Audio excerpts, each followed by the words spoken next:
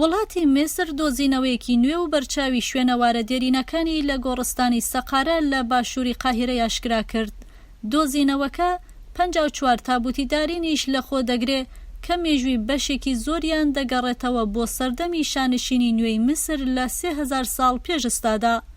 زاهی حەواز شوێنەوارناسی بەناوبانگی میسری کە بەڕێوەبەرایەتی دۆزینەوەکەی کردووە دەڵێ یەکێک لە دۆزینەوەکانمان گۆڕی شاژنێکە بە ناوی نێت کە هاوسەری شاتێتی یەکەم پاشای بنەماڵەی شەشەمی فەرعەونەکان بووە لە نزیکەی 4200 ساڵ پێش ئێستادا.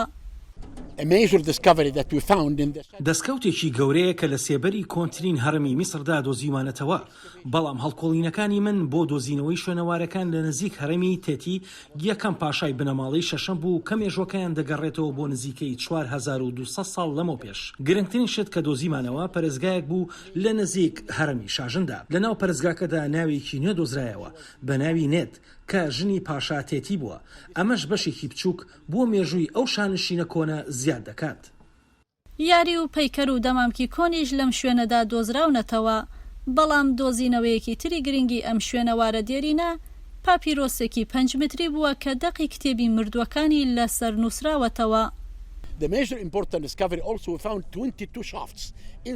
هەروەها دۆزینەوەی بەرچاوی دیکەی 22 ستون بوون کە هەر ستونێک تابووت و مۆمیای تیادا بوو. لە ستونێکدا 54 تابووت و هونەری ناوازەمان دۆزیوەتەوە و هەروە پاپیرۆسێکمان دۆزیوەتەوە کە درێژیەکەی 5 مەترە. پەیکەری گەورە و ئەو یاریانەش کە میسریەکان کردووانە دۆزیمانەتەوە و هەروەها چەندین بەڵگەی ناوازەشمان دۆزیوەتەوە. وەک تەورێک کە هی سەربازێک بووە هەموو ئەو شتانی کە دۆزراونەتەوە مێژووی سەقەرە و شانشینە نوێەکانی میسر دەنووسنەوە.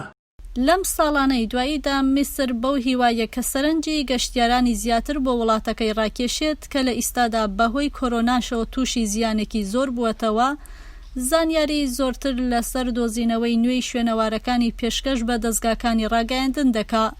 ژمارەی گەشتیارانی وڵاتی میسر لە 13 ملیۆن و 100 هەزار گەشتیار لە ساڵی 2019دا دابەزیوە بۆ 3 ملیۆن و 500 گەشتیار لە ساڵی 2020دا. بەفراوی نووری، دەنگی ئەمەریکا.